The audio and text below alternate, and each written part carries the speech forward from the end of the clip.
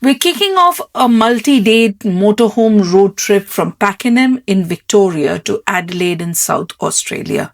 Following the coast, visiting lighthouses, volcanic lakes, and some incredible landscapes.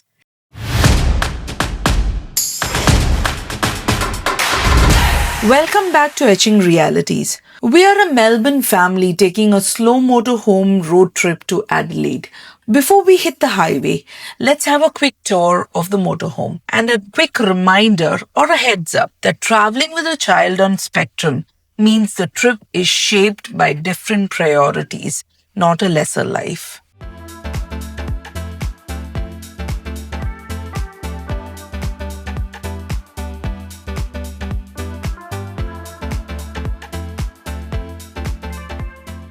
Up front, what you see is the driving cabin and the mission control for navigation with phones, maps, and charging cables everywhere.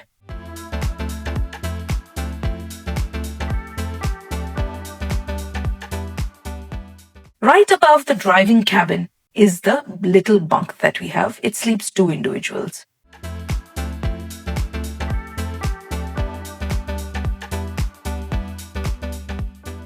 And right behind the driving cabin is a dinette and lounge that turns into a bed where we eat, edit, play games, and sleep at night.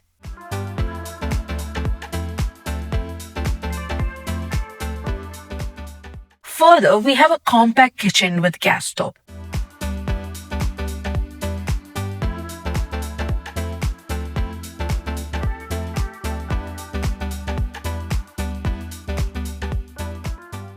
We have a microwave,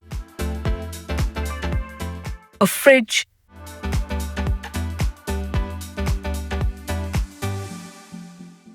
and a cozy bed at the rear end where everyone has their own nook and storage pockets.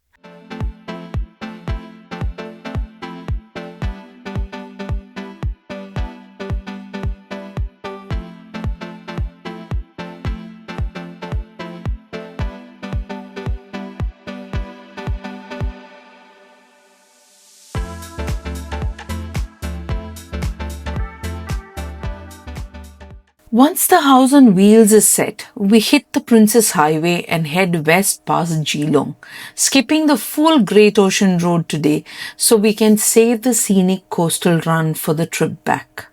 The suburbs quickly melt into wide open paddocks, grazing land and tiny country towns, and instead of stopping, we cruise straight through, turning the usual 3 to 4 hours drive into a chilled golden hour run towards a night pit stop in Warrnambool.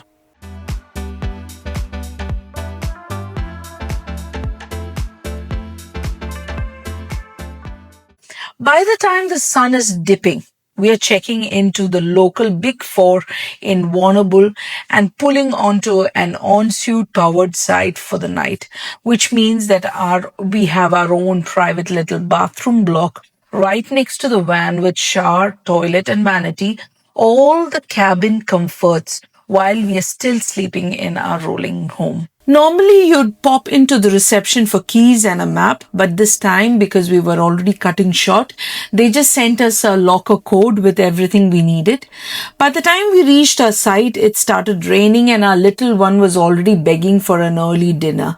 And we went straight into the plugging process and into the parent mode, so the setup will have to be shown properly in another video. We wrapped the day by grabbing hot food and then crashing out super early because tomorrow's itinerary is massive and there are a lot of kilometers waiting. So it's lights out now for fresh eyes, a full tank and big miles as soon as the sun comes up. So hi, day 2 begins nice and early. The sun is barely up and there's that crisp coastal morning feel in the air as we quickly pack down the site, get back on the highway. The drive from Warrnambool to Port Fairy is pretty short and pleasant. We reach the charming historic town of Port Fairy.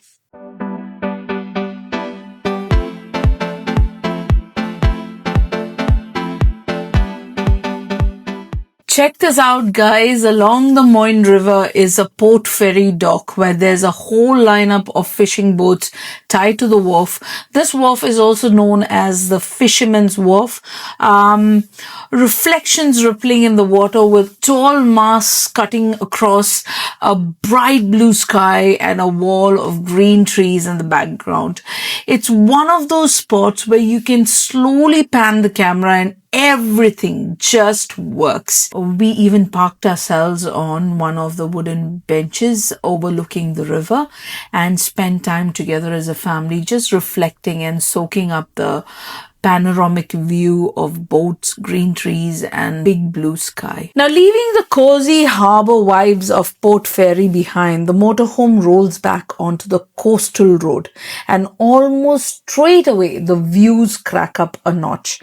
The southern ocean starts peeking through the trees.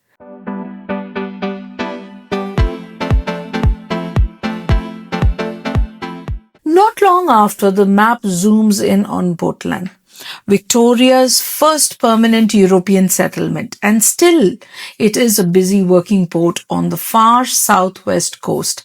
But instead of stopping in the town, we keep rolling towards something a bit wilder.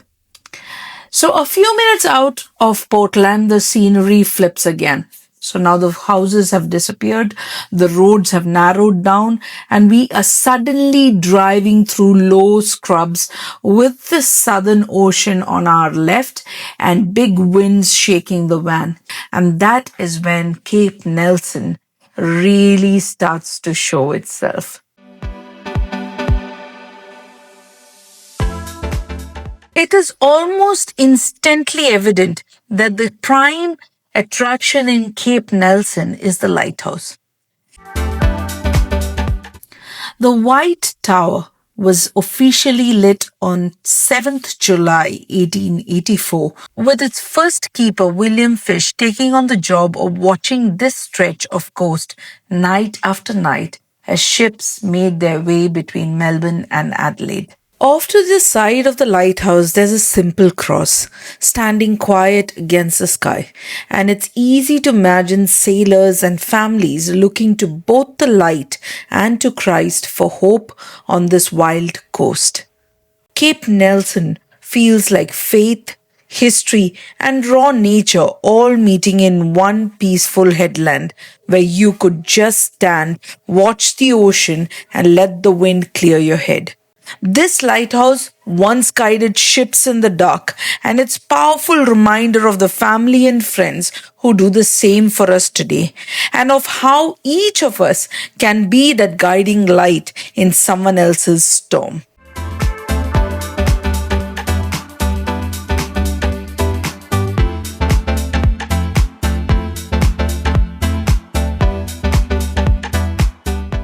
Now, as we move out of Cape Nelson's lighthouse, between Portland and Mount Gambier, the drive suddenly feels different because you leave the open coast and start treading your way through endless rows of pine trees.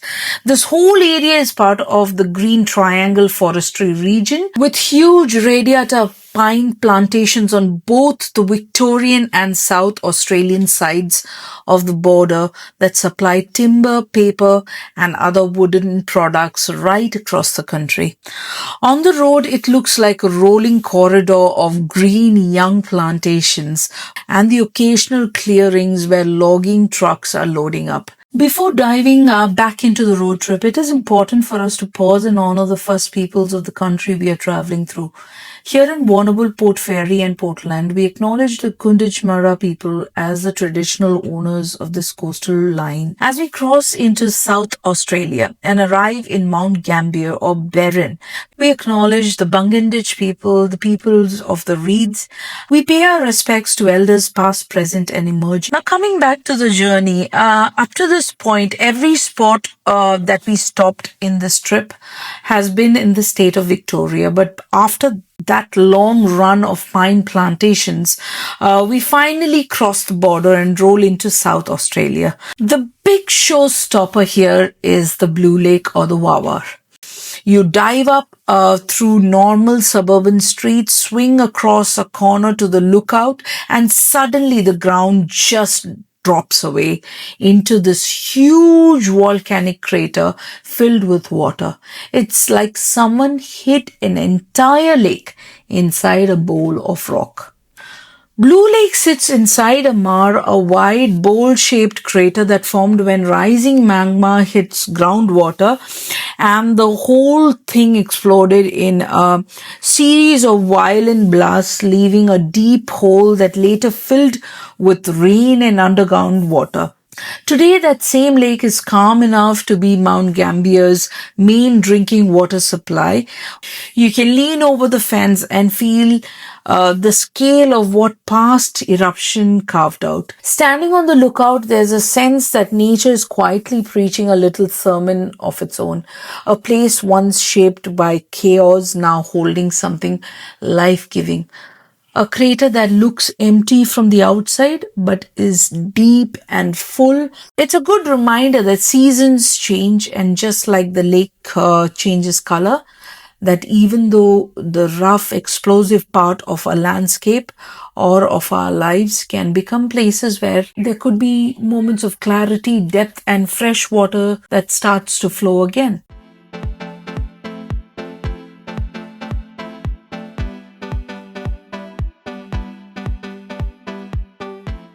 Leaving Blue Lake behind, the road barely has time to straighten out before the next surprise pops up. Umpherston Sinkhole or Warrnambool. Just a few minutes drive away and proof that Mount Gambier still has more drama hidden underneath. From the car park, it looks like an ordinary strip of grass, rather like a park. Just as you walk closer, the ground suddenly falls away into a huge circular pit wrapped in stone walls and cascading vines, the famous sunken garden. Thousands of years ago, this was a limestone cave slowly hollowed out as ancient seawater dissolved the rock until the roof finally collapsed and left a deep open sinkhole with rich soil at the bottom. In 1880s, local farmer and parliamentarian James Umpherston decided to turn this hole in his paddock into something beautiful, carving steps into the rim, planting lawns, hydrangeas, and shrubs. He even hosted summer picnics and community gatherings down in the cool shade when the heat above became too much. In the late 20th century, restoration work brought the sunken garden back to life. Standing there, it's surprisingly serene and quiet. Lush plants all around, cool rock walls, fresh air, and just enough bird song to remind you that someone once looked at a broken cave and imagined a garden.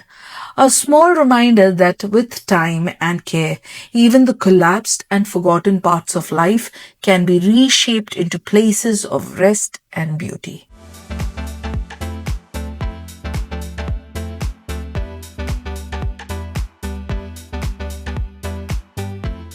From Mount Gambier, we swing back onto the limestone coast and head northwest towards a town called Robe. Tonight we are checking into Lakeside Tourist Park, right on the edge of the Lake Felmangri.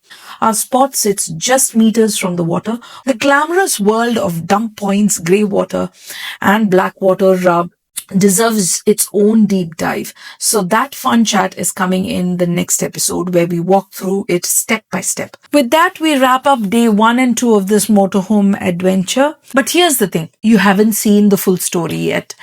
Something completely unexpected happened, and all of that unfolds in the next part of the series. If you enjoyed this travel with us, hit that like button, subscribe to Etching Reality's YouTube channel. This video is available with subtitles in more than 30 languages, so people anywhere can learn together and understand the world we all share. Thanks for watching this video, and as always, keep exploring with heart. Till the next time, signing off.